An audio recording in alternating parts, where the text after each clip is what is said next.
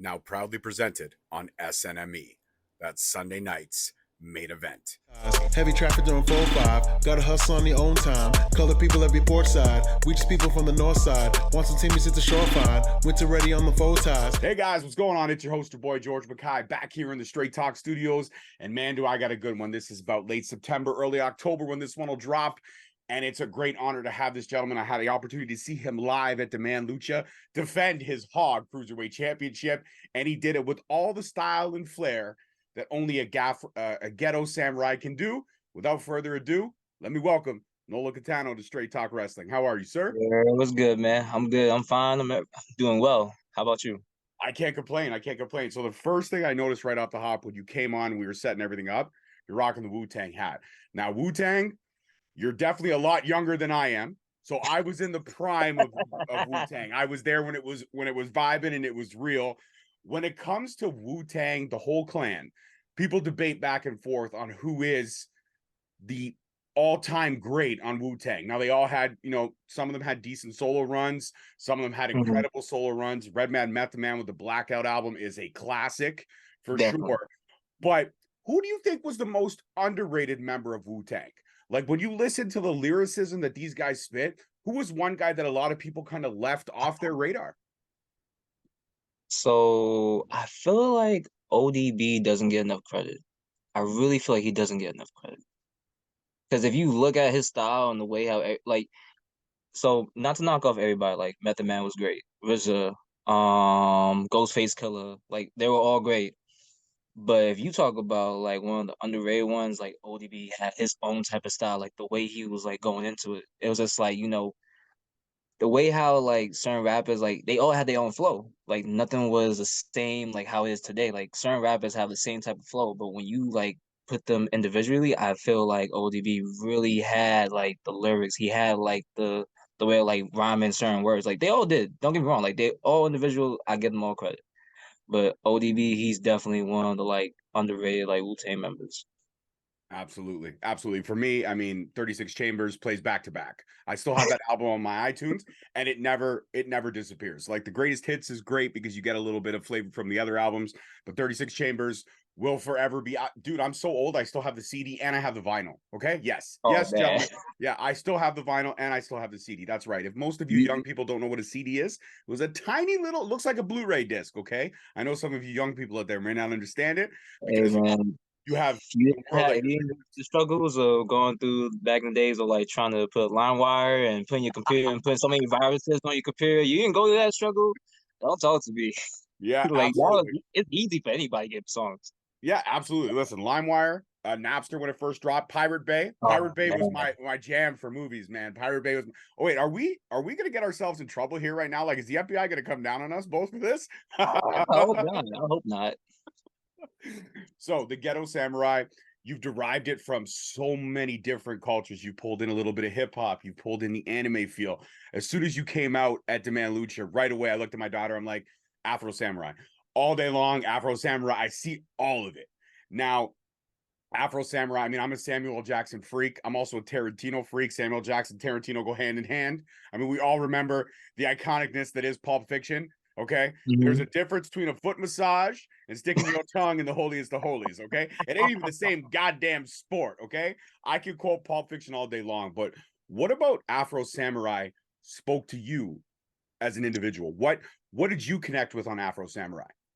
So I connected with the fact that he doesn't have to say much, even though he had like his the character that Samuel Jackson was playing, like his little like imaginary friend that was talking. Like you can understand where like he was coming from, but also at the same time you can understand that like the way he moved, you didn't have to like he didn't have to say much. It was just like once he pulled out the sword, once he looked at you in any type of direction, like that was like how I wanted to be as far as it's like who Nola was. It took a while. Like don't get me wrong, it took a while to like just get comfortable with who Nolo Kitano is. Like it definitely took me a while to understand like, the movements, how samurai moves, how like even just to add like the culture of like, urban culture itself with it. So I really gravitated towards Afro Samurai because it was just like I understood who he was. It didn't take that long to figure out, he's a badass. also at the same time, like for guy to go through so much just to like avenge his father, or just they even have the number one headband. Like people forget like the certain little details. I'm very key on little details as far as like Afro Samurai. But when you add in Samuel Jackson, like the funny parts with it, like I can picture like, oh, so this is what he would be like if he was like talking a little bit more. Mhm. So it's just like, okay, I understood. But he was one of the other characters like I gravitated to as far as like samurais and anime stuff. And there's the others with like Samurai Shampoo, like with those characters. The Boondocks with Huey and Riley Freeman. Huey is definitely like the older version of how I am now. Riley was like the alter ego of how I really was when I was a kid. So he had mouth and I had mouth. So when you see me as who I am, when you saw me at the man, you just saw a little bit of little Riley Freeman, like when I was like showing it. Don't get Absolutely, it wrong. absolutely. I actually went to give you like a congratulations, and you did the whole. And I was like, oh, he did it to me. He did it to me. But that's okay. I forgive you. I even we were backstage. I was doing some of my other interviews, and I came up and introduced myself. And I said to you that day, I said, dude, you're killing it. And the stuff you did on MLW, that's where I discovered Nolo. And you came out, and the look, the vibe, everything. Me and my co-host, that we do the MLW Rewind podcast, we loved what you brought. You brought something fresh and different to an already amazing product. But to see you Mhm. there right off the bat, we thought for sure this is definitely a Boom-IA recruitment match, because you Yes. would fit so well into the Boom-IA scheme. You're talking the Suplex Assassin, you had the Ghetto Samurai, you got Mr. Thomas, you got so many different avenues that Boom-IA can explore. Plus, you got Don King, throwing out all them dollar bills at everyone. It's perfect. It's the perfect mix. But what was your MLW experience like? And has there been any talks to bring the Ghetto Samurai back on a more permanent basis, or will we see you again in an MLW ring? Well, you definitely will see me at the ECW arena on Sunday. You definitely see me at MLW. As far as my experience goes and further on future wise, my experience behind the scene was like it was amazing. I loved it. Love the locker room. I love the people there. Like everybody is so cool. Like from the Boombaye to Hammerstone to Jacob Fatu. Jacob Fatu, I love the guy. To even my own guys, we're always having a fun time whenever we're going there. Just like the vibe itself, like just being around people that want to do better. Even though yes, it is a competition, and we're all friendly, but at the same time, we all want to be the best. Mhm. So to see like that friendly competition, to see like everybody wanting to compete for that spot and just not be there just to just to be there. Like I ain't want to be just to be there. I actually wanted to be there and wanted to show out and show these people like, hey, I'm here to stay, and you guys should know who I am.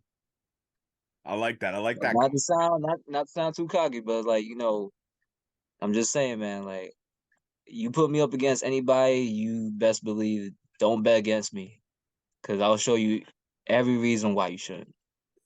100%. Listen, we have a lot of great fans at Demand Lucha, and when you came out, I mean, you're the Hog Cruiserweight champion. You are representing House of Glory. People should know who you are, and a lot of people were like, a lot of people around me were like, I don't know who he is, and I just looked over. I'm like, then you need to watch MLW, because that's where I discovered him. I'm like, but when you came out, you were there you actually posted this. It's a quotable from one of your posts. Beat 5 of the best Demand Lucha could offer me, and still stood tall. And that's 100% the way it went down.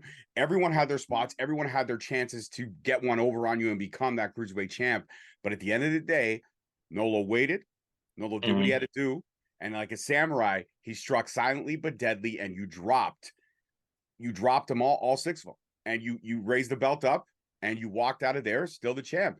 And is it necessarily, I mean, I know it's drive and it's fuel when somebody looks at you and they doubt your abilities, but when you could sit there and turn the doubters into believers in the same stance, like the beginning of the match, and then 12 minutes later you have the guys who are doubting, and then by the 12 minutes or 15 minutes or 20 minutes later, you all of a sudden have made those doubters believers, and now the Ghetto Samurai has a few more followers to add to his list. That's got to be a rewarding feeling, man. I know it does.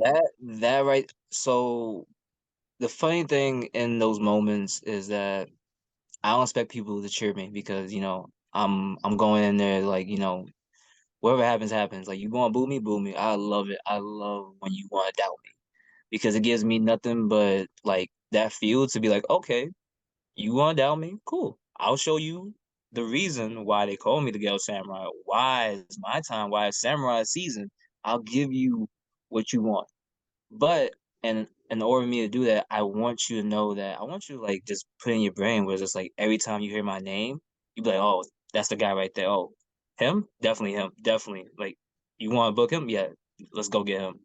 Like, that is always gonna be my goal. Like to show people that, I'm more than just a flippy. I'm more than just what you see, whatever on like my highlight videos, whatever. Like I'm that guy. When you want me to go up against anyone, like whether it be 6 man, whether it be 1-on-1, whether it be trios, tag, I am that guy. Again, I love the confidence. And you mentioned with my daughter, who always we air her 5 questions before we air the interview that you and I have, Yeah. the conversation, I should say, that you and I have. You mentioned Speedball Mike Bailey. I mean, one of the Canadian greats. Him, Josh Alexander, both signed to Impact Wrestling, both flourishing. And Impact is kind of like Canada's promotion. A lot of Mhm. Canadian talent over there, a lot of talent that was given opportunities through Impact to shine. Now you get a chance to step in the ring with arguably one of the best strikers ever. And I will put my stance on that. When Mike Bailey hits you, you remember it 6 months from now when you're working out, and all of a sudden you have a little tinge where his foot Oh, hit I you. was, You're like, I I remember was that. remembering like the next day. I was just like, just waking up, just like I was like, ooh, I was like, I went like try to roll over to the side. I was like, okay, yeah, he's definitely the real deal. But Mark, so but I already knew he was a real deal, like even before my match. And to have that opportunity, and what I mean is to have that opportunity to go up against one of like the best strikers, even like one of the greats of today right now, whether it's junior heavyweights or like any type of like division, he's definitely one person you should not like overlook. He has he made me look at wrestling in a different way as far as just like how I should go about things. Like I've learned so much just in that one match with him, where it's just like, wow, this is what I've been waiting for as far as like an opponent to like just to get that vibe and just be like, you know what, I can go toe to toe with somebody finally. Like not like I haven't, but it's just like with him, it brought me to a whole new level of how I go about certain things now. so would you say that match with Speedball Mike Bailey, in a way to be cliche, you leveled up? Your character leveled Yes. up.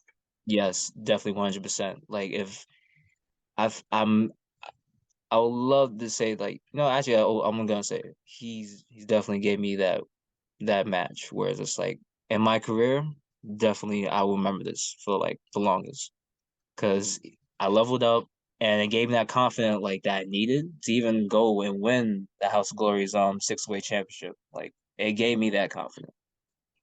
Like Absolutely. after facing him and then, even coming out with the win after, like it was just like, wow, like I went toe to toe with this guy. I felt nothing but confidence. You give me the next guy, I don't care who it is. You give me Jacob Fatu, you can give me anybody, like I'm ready to go 1-on-1. And I can totally see it. You can mix it up with any. The great thing about your style and your character is that you can mix it up with a lot. You have the striking ability of the samurai, but you have that underwhelming power that I don't think people respect you enough for. When I saw you in that, you were lifting around bodies like it was nothing. And I don't think a lot of people appreciate the fact that, yeah, pro wrestling is a choreographed work of art. And that's exactly what pro wrestling is. It's a choreographed work of art. But to still lift up a human body in a split second. People don't really give wrestlers enough credit to say these guys aren't tough. They absolutely are. Lifting two, Wow, three, four we're hundred pounds over their head. 100% tough. And for you to like, mind you, we're bumping on like what wood and like 1 inch pad, like to get up from that, and then I gotta pick you up. That takes a lot of effort. But I appreciate like the wrestlers and any the wrestlers that want to step in here and like give this a shot because it does take a lot on your body. And to even do this on a daily basis, just like consistently, like you have to give us the props because it's like this isn't ballet. This isn't like just like, hey, we're bumping on trampolines and like I don't think anybody comes into that world, into our world, and be like, oh wow, I want to do this. And then when you take the first bump, you're like, ooh, this is what I'm doing for the rest of my life. But you learn to appreciate it because it's like, you know, when you when you first step into wrestling and you just like be like, you're excited, right? You're just like, all right, I don't know what's gonna happen. I just know that, hey, you know what, this is what I want to do. And when you take your first bump, and you're just like, and you're second guessing it. You're like, oh, maybe it's not me, not for me. It's not for everybody. But I do appreciate for those who are willing to try and give it a shot because it's not an easy business to be in. No, it's a lot of long nights, a lot of traveling for sometimes little to no money, but it's just Hmm. about the chance of getting your name out there and making some noise, starting off as a whisper, and then it becomes an undeniable scream, and people are like, Yes. this is the next man up. So you having that confidence and that swag, that's why I was like, hey, I'm like, I got to get him on the show before he gets snatched up and he becomes untouchable. Because going through a lot of these bigger companies with media outlets, it becomes a nightmare. It becomes so much red tape, it's ridiculous. So having these conversations to be able to highlight you and bring you over here, it's a true honor. And I love pro wrestling since I was a kid. And to be able to have these conversations with all these people that I admire and appreciate, it means the world to me because I could never do it, but I can cheer and boo for those who I love that do it. But I could Hey never man, say, I don't know, man. I can see you throwing a clothesline here and there. You know, I can see you throwing something little elbow drop. I could do it. I could do like an hour. You give me like 7 weeks solid of just working on the elbow drop, I can knock it down. I 100% could. You do an elbow drop as the finisher, man. Yo, you bringing it back. That's right. You know what? I'll call it the northern drip, and just bam, right? Huh? Yeah, the Canadian killer and the northern drip. I love it. I've look at that. We've just come with it, and then you know what? I can be the northern samurai, and you could be the ghetto and then we could be the samurais. That'd be You know, incredible. I have been looking for some new recruits from Canada for like my Aonakis. I want to go international with that. So there you go. Look at that. I can talk. A lot of samurais aren't supposed to talk, but I could be like the I could be your Paul Heyman. I could do that for you. You know what? We'll talk about the ideas a little later. We'll talk about this a little later. You get me hype over there. You get me hype. I love it. I love it.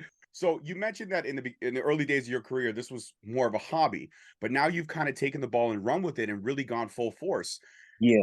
What was the turning point from being just a hobby to this is everything for me right now?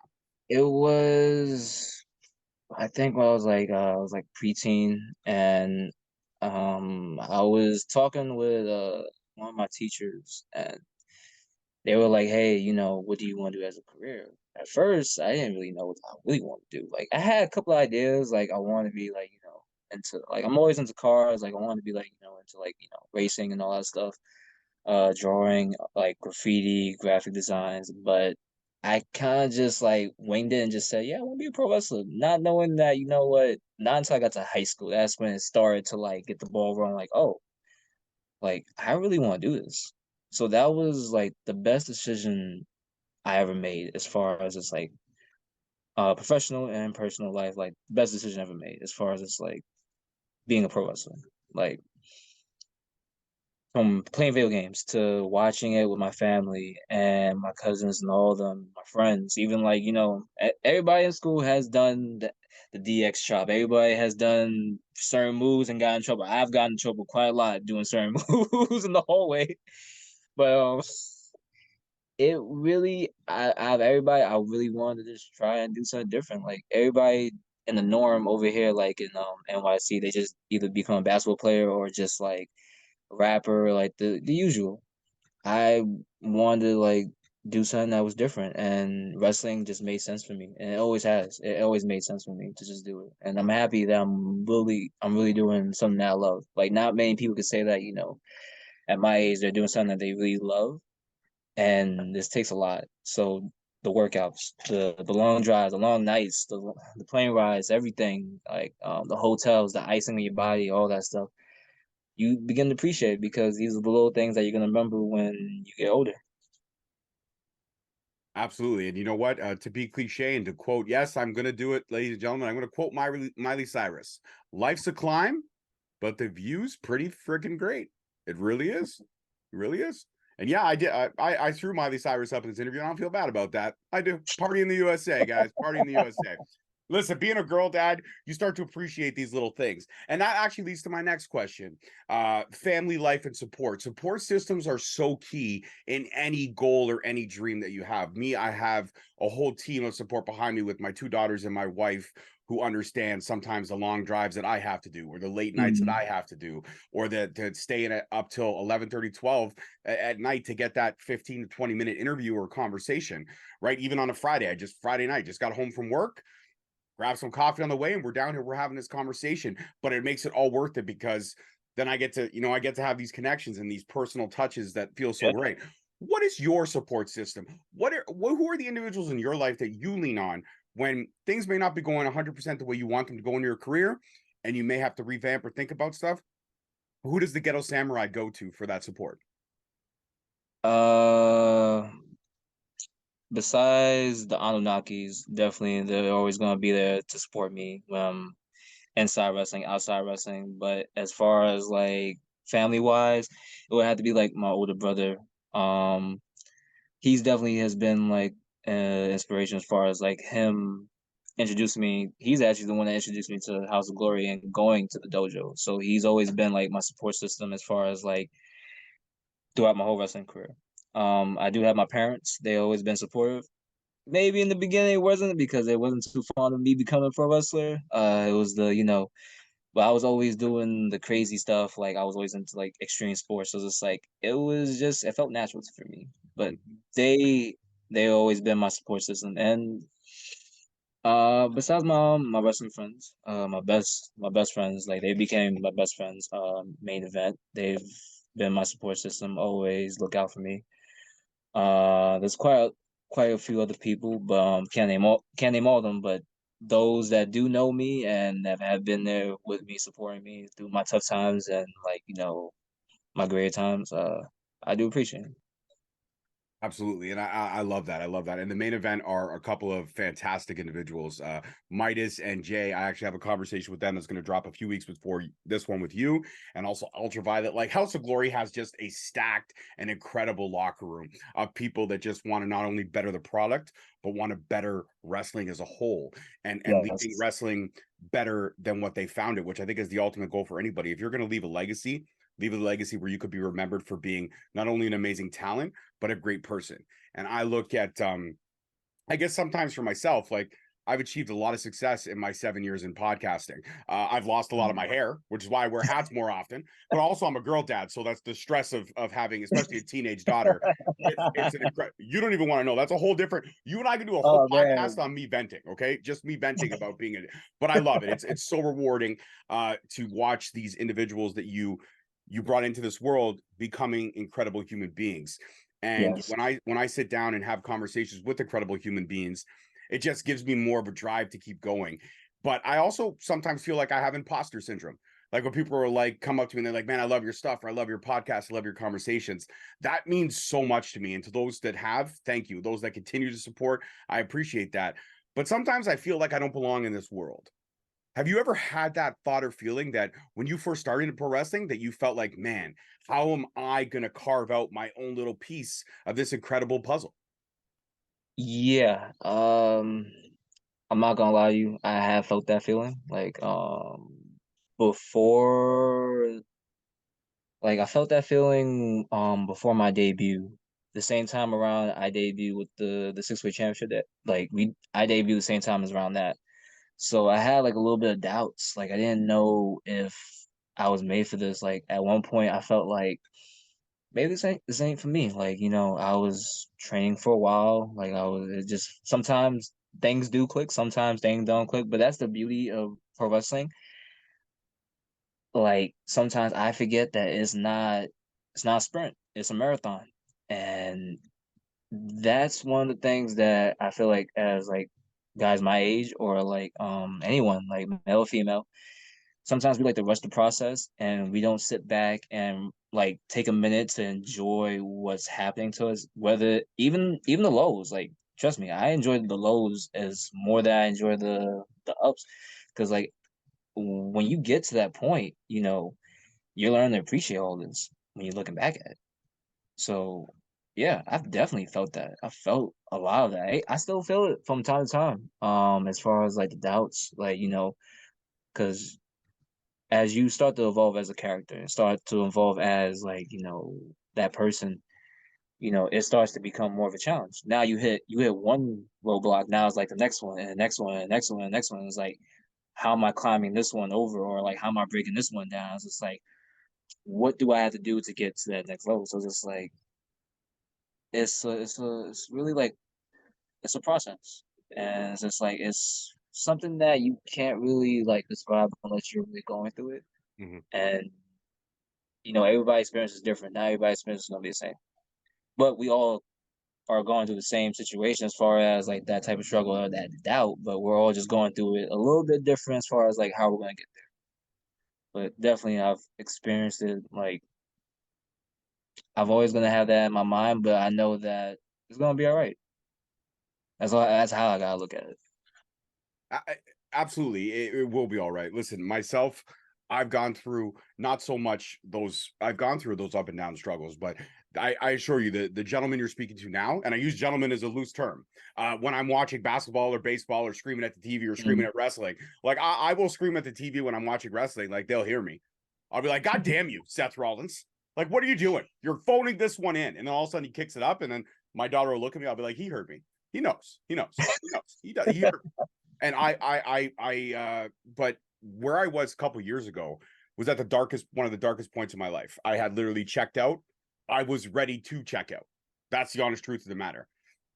But with the support system and working through those lows, as you called them, to the highs now, I look back at that low point, and that's something I needed to go through in my own individual process to get to the next stage. And the next stage has been great. I'm going to be 40 in 3 months, and that's a Hey scary thought. man, that's a big congrats right there. You still here with us. I'm glad you're still here with us, man. And I appreciate you for that. And I always feel the need to share my story because I feel like there's a lot of people out there that do go through those struggles, but understand that if you come out the other side, you come out so much more stronger than you'll ever know. And even in even if you go back to those dark places, those dark moments, those dark corners of your mind, you're so much more prepared for that battle. The Yeah. life, that battle within, your biggest critic is you. And that actually leads to my next question. You look at stuff and you have those doubts, you have those feelings, and that voice inside your head is the most dangerous voice you will ever have, because that's the one voice that Oh man, never shuts up. it never does. Like every time. So I get really cringeful whenever like I watch my matches back. So it takes me a while to watch my match. Like it takes me like probably like a good week or two. Like sometimes I'll just try to watch it because I got to put content out there. You're an investment for yourself. So it's just like you gotta be on social media a lot, which I don't like being on social media a lot. But you know that being said, I cringe. I cringe a lot. Like I yell at the TV. I'd be like, oh, I should have never did that. Oh, was like, ugh. Like it, it bothers me, but at the same time, it's funny because I'm like, all right, cool. Like I did that. You know what? Maybe I could change up a bit, or I could just do a little bit different. Like there's some things that I do like, but majority of the time, I'm like my biggest critic. Like I'll even like just yell at myself. Like it be the most basic things, hitting the rope. Oh, I should never hit the rope like that. Oh, why did I get up like that? Oh, this like the small little details. Oh man, the transitions and everything. Like I get. Oh, oh man. Like I'm my biggest critic. Like people would say, like, you did good. Did I really do good? I don't feel that I did good. Have you ever come through the curtain though, when you know it all just clicked right and you were vibing, you came through the curtain and you were like, I don't even have to watch that match back because I know I was on Yes. point tonight. Yes. There have been a couple of matches. One of them was Mike Bailey. One of them was my biggest rival, Montekia. He was definitely one of those matches. Like I think our part two. Like that match clicked with me. Where it's just like I didn't have to watch it back. I just knew we had it. Um, yeah, there was a couple, but as far as those two, those are always the two that always comes to mind. As far as like I didn't have to watch it back as much, but it's like I knew once I came back from the curtains, I was good. I was satisfied with it. I love that. I absolutely do love that when you just know you're satisfied. Now, being a champion at any level is a big responsibility. It's a big honor. And when a promotion trusts you to represent that promotion as a champion, you have to go full force into doing everything for that promotion when you are representing one of their championships. You being a champion at House of Glory. That's a big responsibility for yourself. And I know that's something you don't take lightly. How do you, like, when it's all said and done and your title reign is no more, how do you want to be remembered or associated with that title? Do you want to be associated with the great matches that you had, or do you want to be associated with a legendary number of days running as the champion? Like, most people want to leave that championship to tie in a legacy. Where does yours fit in with the House of Glory title that you're representing right now? I think if I had, that's a good question. I ask the tough questions. That's what I do. Man, it is a tough question, but because I just recently I won the title last month, and I only had one title defense, but a successful one at that one. But Very successful. Very successful. It's very. I don't think I care about the numbers as far as like how long do I hold it? Do I want to hold it for that long? Yeah, I definitely want to hold it for that long. Hey, if I can reach like Roman Reigns status for that long, cool. But if I can't, you know what? I know that nothing's forever. I know that in my heart. And I'm gonna make the most of it. But for right now, I don't want nobody is gonna take that championship away from me. Whether I gotta use the Anunnakis, whether I gotta use Poison Miz, whether you never know, I might pull out my sword again every now and then to get the win. Listen, I got the But Demon Slayer sword behind me, man. I can pull my sword out with you. You see that right there? See I that? got you. Oh, nice sword, by the way. But as far as the championship and how I want to be remembered, I want to be remembered as one of the best six-way cruiserweight champions, not just matches wise or like how long I had it. I want to be just remember as the best. Like, you know what? I carried the division to new heights. Let's see who else can do it now. Mm-hmm. And if you can't, you can get the title back to me and I'll win it and I'll create more new heights. Just keep glass sealing that up. I love that. All your answers have been so endearing, so honest, and so real. And that's why I love these conversations like that. Now, this is a big one. This is a really big one. If you're stuck on a desert island and you had power and a TV and you could only bring one anime with you to watch, what would be the go-to that you would bring? Because I know you mentioned Naruto, I know you mentioned Afro Samurai, and I know you meant Samurai Champ. You've mentioned a lot, but what's the one that if you're stuck there and you can only watch one, what's that one you would watch for all of eternity? Man. I can give you my answer. My answer is simple. Okay. Demon Slayer. Demon Slayer through and through. I love Demon Slayer. Demon Slayer, yes, is one. But if we're gonna go back, I'm gonna keep it classic. And no, yes, the obvious answer would be Dragon Ball Z. Mm-hmm. But nah, it wouldn't be Dragon Ball Z. Mm-hmm. I would have to go with Initial D. It's pretty much an anime called it's called Initial D, but it's pretty much anime based off of an actual drift legend that drives cars in Tokyo, and pretty much that's one anime I can definitely just watch over and over again and I wouldn't even get bored. Like, yes, pretty much I'll be like, you know, why not be like a samurai anime or like a fighting anime? Give me Initial D, I'll watch it. I'm good. If I'm stuck on that island for eternity, by all means. Hey, I've never heard of that anime, but I'm going to check it out after we get off the show. I'm going to go upstairs, going to go on my Crunchyroll. Definitely get a chance to watch it. Watch it in the sub. I don't know if you got like I'm a sub person. I don't really like watching subs English all dub. the way.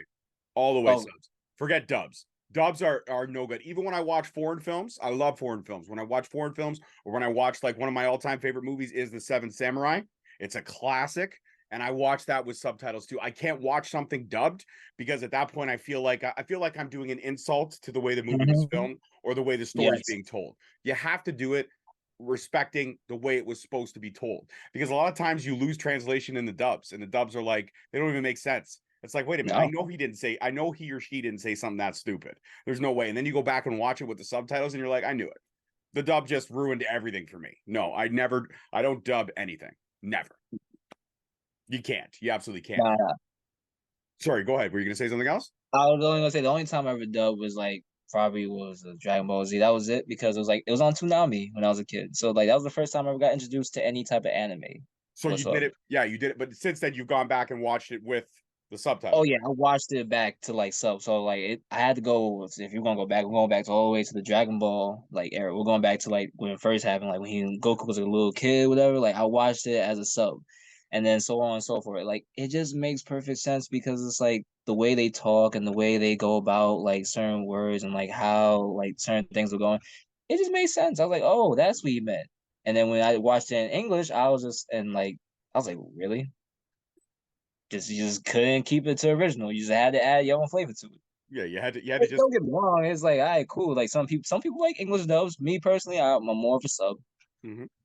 Absolutely. I'm the same way. You and I see we're clicking on so many different levels right now. It's insane. It's absolutely insane. Now, the Ghetto Samurai character, there are so many different ways you can evolve this character.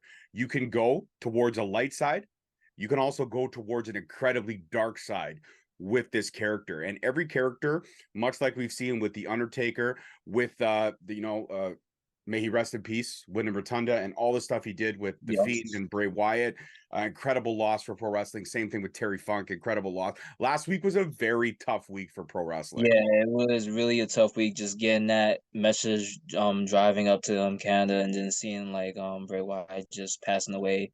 And then before that, just Terry Funk. And I'm just like, yeah, this is really hard on the wrestling community itself because like nobody wants to see that. But it's just like, damn, man, like we really lost some good wrestlers. We lost some good brothers out there, man.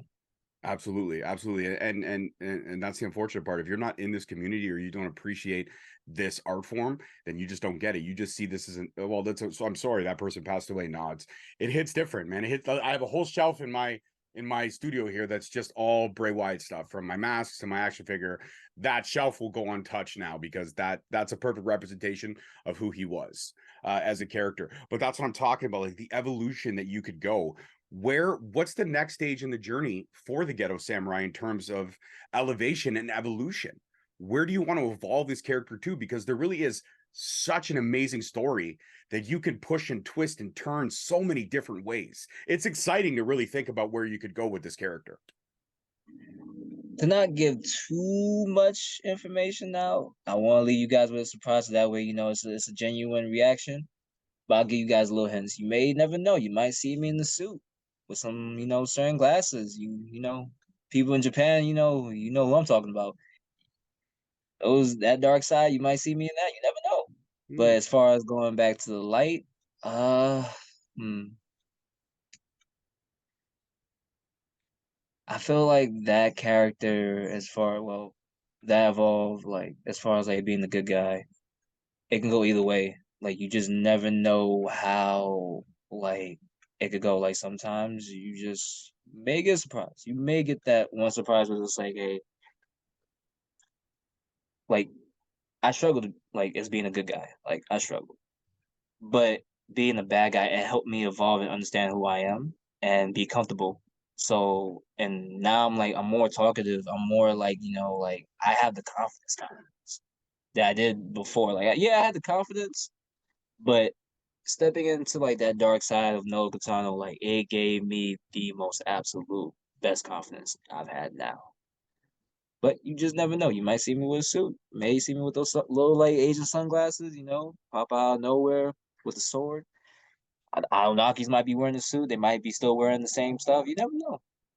You could go crazy 88 with it, like Kill Bill Oh, Volume 1. And I guess I know. I saw this. Dude, Tarantino is my guy. Dude, I faked homesick when I was 9 years old to watch Reservoir Dogs on VHS because my parents rented it. Okay. And it changed my life. I literally watched it from 8 a.m. when my parents left for work till 4 o'clock when they got home. I watched that movie 4 times in a row, back to back to back to back. Okay. That is hands down. That's the most I've ever heard somebody watch something like that. Well, dude, Quentin Tarantino is everything for me. I even appreciate Death Proof. And a lot of people hate Death Proof, and I get it. But I still appreciate Death Proof for what it is. I like Planet Terror better, but I appreciate Death Proof. I'm not gonna lie. It's not my favorite, but it's not my least favorite. My least favorite would probably be it may not be everybody's cup of tea, but you know what? As long as you satisfied with it, you're good. Don't matter. that's the way I look at movies. You have to be satisfied with a little bit of something and take from it. And that actually leads to my final question before we wrap this up and you and I say goodbye. When you look at yourself now from the evolution of yourself as a person, and you look at yourself when you were younger, like you mentioned, when you were younger, you were a little crazy, you had the mouth, you had all that stuff. If you could go back in time and give yourself some advice at a younger day that would help you maybe reach points of your journey now a little bit quicker, what would you tell yourself if you could go back?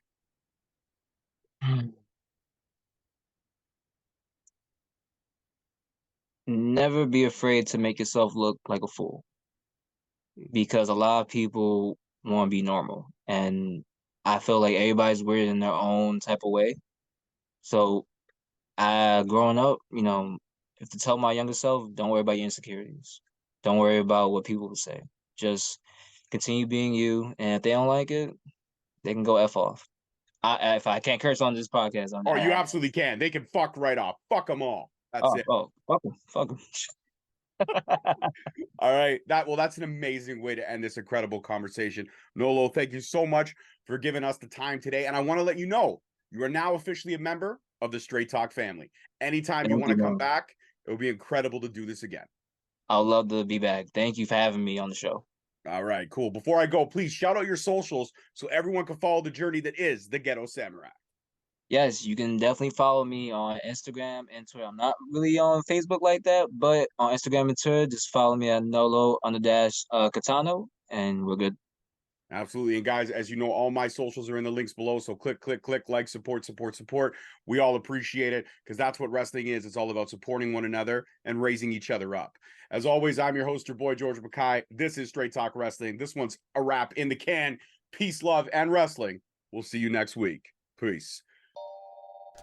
Thank you so much for watching. Please don't forget to like, subscribe, comment, and turn on that notification bell so you get notified each time we post a video. Alternatively, you can check us out on all podcast platforms and hosted on Podbean. We are also available on the SNME network. That's the Sunday Nights Main Event Patreon. Please feel free to check us out there as well.